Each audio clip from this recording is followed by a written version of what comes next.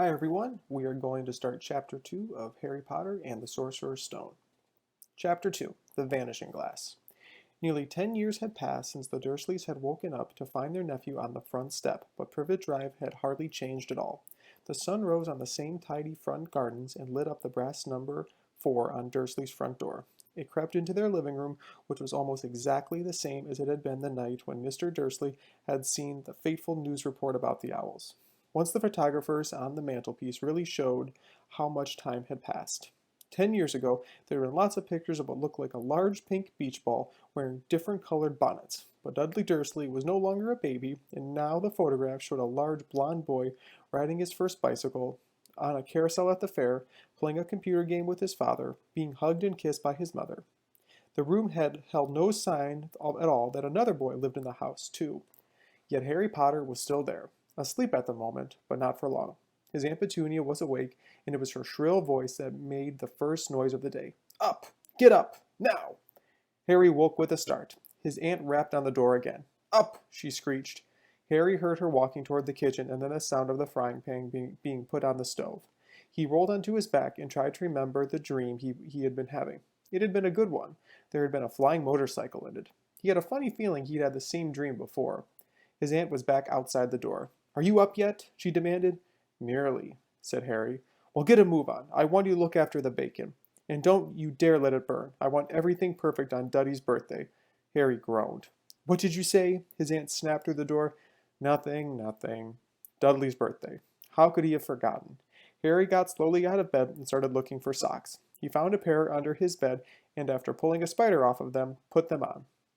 Harry was used to spiders because the cupboard under the stairs was full of them, and that is where he slept. When he dressed, he went down the hall into the kitchen. The table was almost hidden beneath all Dudley's birthday presents. It looked as though Dudley had gotten the new computer he wanted, not to mention the second television and the racing bike. Exactly why Dudley wanted a racing bike was a mystery to Harry, as Dudley was very fat and hated exercise, unless of course it involved punching somebody. Dudley's favorite punching bag was Harry, but he often couldn't catch him. Harry didn't look it, but he was very fast. Perhaps it had something to do with the living in a dark cupboard, but Harry always had been small and skinny for his age. He looked even smaller and skinnier than he really was because all he had to wear were the same old clothes of Dudley's, and Dudley was about 4 times bigger than he was. Harry had a thin face, knobbly knees, black hair, and bright green eyes. He wore round glasses held together with lots of Scotch tape because all the times Dudley had punched him in the nose. The only thing Harry liked about his appearance was a very thin scar on his forehead that was shaped like a bolt of lightning. He had it as long as he could remember, and the first question he could ever remember asking his Aunt Petunia was how he had gotten it. In the car crash when your parents died, she had said, and don't ask questions. Don't ask questions. That was the first rule for a quiet life with the Dursleys. Uncle Vernon entered the kitchen as Harry was turning over the bacon. Comb your hair, he barked, by the way of a morning greeting.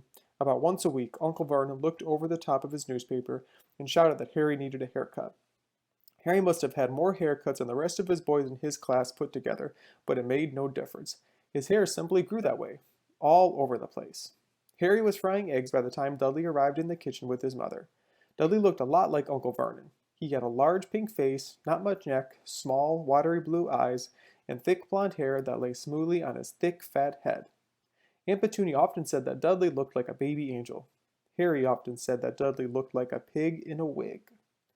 Harry put the plate of eggs and bacon on the table, which was difficult as there wasn't much room. Dudley, meanwhile, was counting his presents. His face fell. 36, he said, looking up at his mother and father. That's 2 less than last year. Darling, you haven't counted Aunt Marge's present. See? It's here under the big one from Mummy and Daddy. All right, 37 then, said Dudley, going red in the face. Harry, who could see a huge Dudley tantrum coming on, began wolfing down his bacon as fast as possible in case Dudley turned the table over.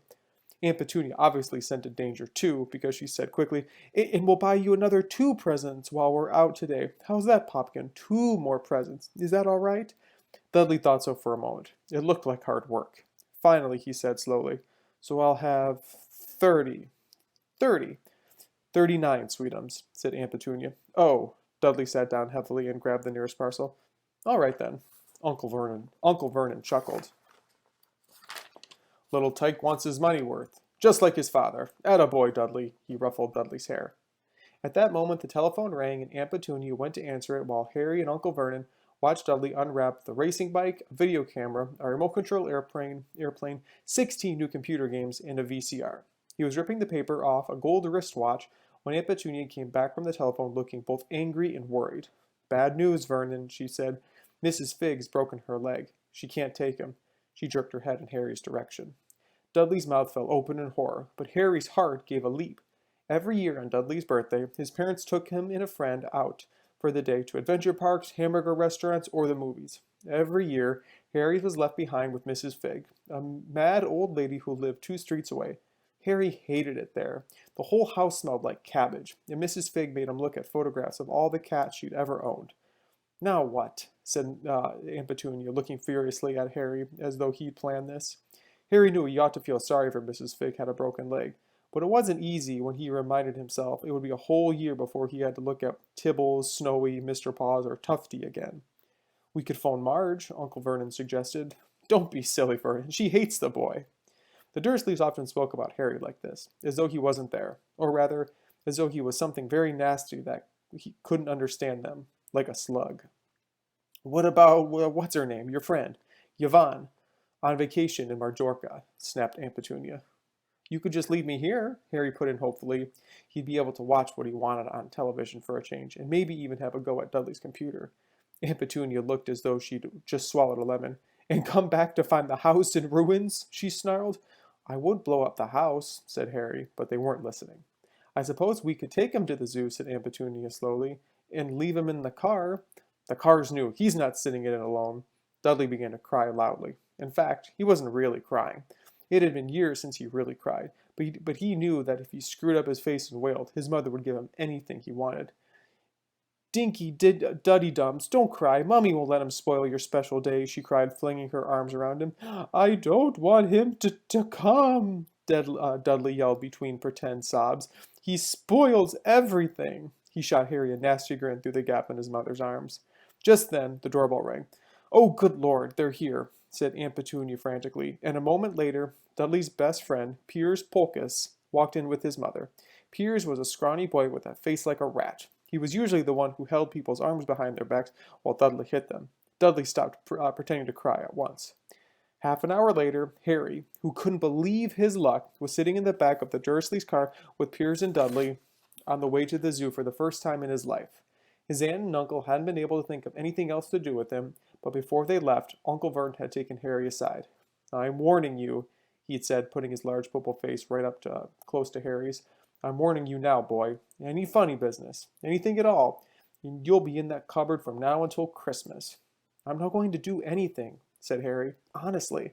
But Uncle Vernon didn't believe him. No one ever did. The problem was, strange things often happened around Harry, and it was just no good telling the Dursleys he didn't make them happen.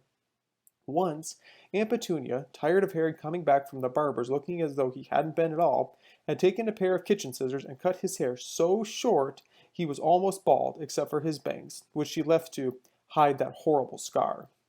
Dudley had laughed himself silly at Harry, who had spent a sleepless night imagining school the next day, where he'd already be laughing at for his baggy clothes and taped glasses. Next morning, however, he had gotten up to find his hair exactly as it had been before Aunt Petunia had sheared it off. He had been given a week in his cupboard for this, even though he had tried to explain that he couldn't explain how it had grown back so quickly. Another time, Aunt Petunia had been trying to force him into a revolting old sweater of Dudley's, brown with orange puffballs. The harder she tried to pull it over his head, the smaller it seemed to become, until finally it might have fitted a hand puppet, but certainly wouldn't fit Harry. Aunt Petunia had decided it must have shrunk in the wash, and to his great relief, Harry wasn't punished. On the other hand, he'd got into terrible trouble for being found on the roof of the school kitchens. Dudley's gang had been chasing him as usual when, to Harry's surprise as much as anyone else's, there he was sitting on the chimney. The Dursleys had received a very angry letter from Harry's headmistress telling him Harry had been climbing school buildings. But all he had tried to do, as he shouted at Uncle Vernon through the locked door of his cupboard, was jump behind the big trash cans outside the kitchen doors. Harry was supposed the wind must have caught him mid-jump. But today, nothing was going to go wrong. It was even worth being with Dudley and Piers to be spending the day somewhere that wasn't school, his cupboard or Mrs. Figg's cabbage-smelling living room. While he drove, Uncle Vernon complained to Aunt Petunia. He liked to complain about things. People at work, Harry, the council, Harry, the bank, and Harry were just few of his favorite subjects. This morning, it was motorcycles. Roaring along like maniacs, the young hoodlums, he said, as a motorcycle overtook them. I had a dream about a motorcycle, said Harry, remembering suddenly. It was flying. Uncle Vernon nearly crashed the car out in front. He turned right around in his seat and yelled at Harry, his face like a gigantic beet with a mustache. Motorcycles don't fly! Dudley and Piers snickered. I know they don't, said Harry. It was only a dream. But he wished he hadn't said anything. If there was one thing the Dursleys hated even more than asking questions, it was his talking about anything acting in a way it shouldn't. No matter if it was in a dream or in a cartoon, they seemed to think he might even get dangerous ideas. It was a very sunny Saturday, and the zoo was crowded with families. The Dursley brought Dudley and Piers large chocolate ice creams at the entrance, and then, because the smiling lady in the van had asked Harry what he wanted before they could hurry him away, they bought him a cheap lemon ice pop. It wasn't bad either, Harry thought, licking as they watched a gorilla scratching its head who looked remarkably like Dudley, except that it wasn't blonde. Harry had the best morning he had in a long time. He was careful to walk a little apart from the Dursleys, so that Dudley and Piers, who were starting to get bored with the animals by lunchtime, wouldn't fall back on their favorite hobby of hitting Harry. They ate in the zoo restaurant, and when Dudley had a tantrum because his Knickerbocker Glory didn't have enough ice cream on top, Uncle Vernon bought him another one, and Harry was allowed to finish the first. Harry felt, afterward, that he should have known it was all too good to last. After lunch, they went to the reptile house. It was cool and dark in there, with lit windows all along the walls. Behind the glass, all sorts of lizards, snakes were crawling and slithering with bits of wood and stone. Dudley and Piers wanted to see huge poisonous cobras and thick, man-crushing pythons. Dudley quickly found the largest snake in the place. It could have wrapped its body twice around Uncle Vernon's car and crushed it into a trash can. But at the moment, it didn't look like it wanted to. In fact, it was asleep. Dudley, with his nose pressed against the glass, staring at the glistening brown coils. Make it move, he whined at his father. Uncle Vernon tapped on the glass, but the snake didn't budge. Do it again, Dudley ordered. Uncle Vernon rapped the glass smartly with his knuckles, but the snake just snoozed on. This is boring, Dudley moaned. He shuffled away. Harry moved in front of the tank and looked intently at the snake. He wouldn't have been surprised if it had died of boredom itself. No company except stupid people drumming their fingers on the glass, trying to disturb it all day long. It was worse than having a cupboard as a bedroom, where the only visitor was Aunt Petunia hammering on the door when you wake up. At least he got to visit the rest of the house. The snake suddenly opened his beady eyes. Slowly, very slowly, it raised its head until its eyes were level with Harry's. It winked. Harry stared. Then he looked quickly around to see if anyone else was watching. They weren't. He looked back at the snake and winked, too. The snake jerked its head upward toward Uncle Vernon and Dudley, then raised its eyes to the ceiling. It gave Harry a look that said quite plainly, I get that all the time. I know, Harry murmured through the glass, though he wasn't sure the snake could hear him. It must really be annoying. The snake nodded vigorously. Where do you come from, anyway? Harry asked. The snake jabbed its tail at the little sign next to the glass. Harry peered at it. Boa constrictor, Brazil. Was it nice there? The boa constrictor jabbed its tail at the sign again, and Harry read, This specimen was bred at the zoo. Oh, I see. So you've never been to Brazil? As the snake shook its head, a deafening shout behind Harry made them both jump. Dudley! Mr. Dursley! Come look what the snake is doing! You won't believe what it's doing! Dudley came waddling over to them as fast as he could.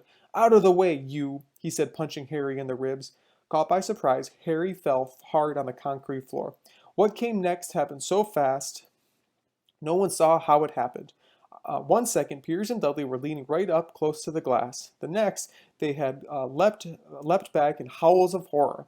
Harry sat up and gasped. The glass front of the boa constrictor's tank had vanished. The great snake was uncoiling itself rapidly, slithering out onto the floor. People throughout the reptile house screamed and started running for the exits.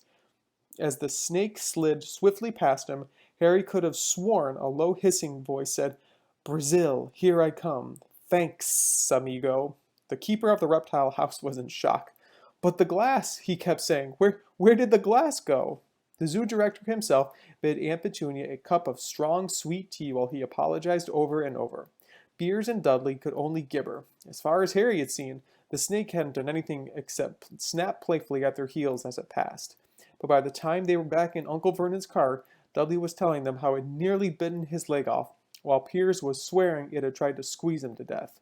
But worst of all, for Harry at least, was Piers calming down enough to say, "Harry was talking to it, weren't you, Harry?"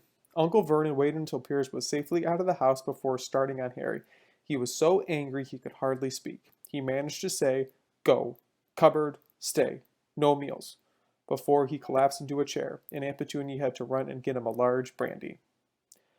Harry lay in his cupboard much later, wishing he had a watch. He didn't know what time it was and couldn't be sure the Dursleys were asleep yet. Until they were, he couldn't risk sneaking into the kitchen for some food. He'd lived with the Dursleys almost 10 years. 10 miserable years, as long as he could remember, ever since he'd been a baby and his parents had died in that car crash. He couldn't remember being in the car when his parents had died. Sometimes, when he strained his memory during long hours in the cupboard, he came up with a strange vision. A blinding flash of green light and a burning pain on his forehead. This, he supposed, was the crash, though he couldn't imagine where all the green light came from. He couldn't remember his parents at all. His aunt and uncle never spoke about them, and of course he was forbidden to ask questions. There were no photographs of them in the house. When he had been younger, Harry had dreamed and dreamed of some unknown relation coming to take him away, but it never happened. The Dursleys were his only family. Yet sometimes he thought, or maybe hoped, that strangers in the street seemed to know him. Very strange strangers they were, too. A tiny man in a violet top hat bowed to him once while out shopping with Aunt Petunia and Dudley. After asking Harry furiously if he knew the man, Aunt Petunia had rushed them out of the shop without buying anything. A wild-looking old woman dressed all in green had waved merrily at him once on a bus. And a bald man in a very long purple coat had actually shaken his hand in the street the other day and then walked away without a word. The weirdest thing about all these people was the way they seemed to vanish the second Harry tried to get a closer look. At school, Harry had no one. Everyone knew that Dudley's gang hated that odd Harry Potter in his baggy old clothes and broken glasses, and nobody liked to disagree with Dudley.